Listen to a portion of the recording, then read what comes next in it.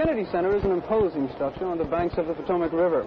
Mrs. Jacqueline Kennedy Onassis was not among the invited guests tonight, but other members of the Kennedy family were, including the matriarch Mrs. Rose Kennedy and Eunice Kennedy Shriver.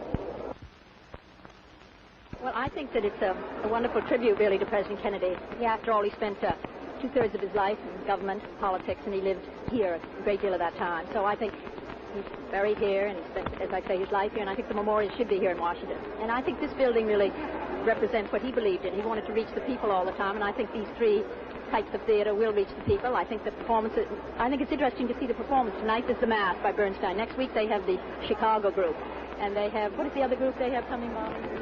Fifth Dimension, I don't know. Fifth Dimension is next week for the young. So I think they, just like he managed to reach everybody, I think this wonderful memorial will too.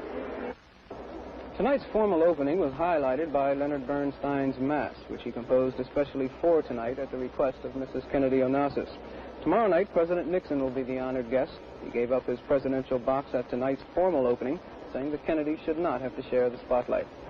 Jim Vance, NBC News, from the John F. Kennedy Center for the Performing Arts.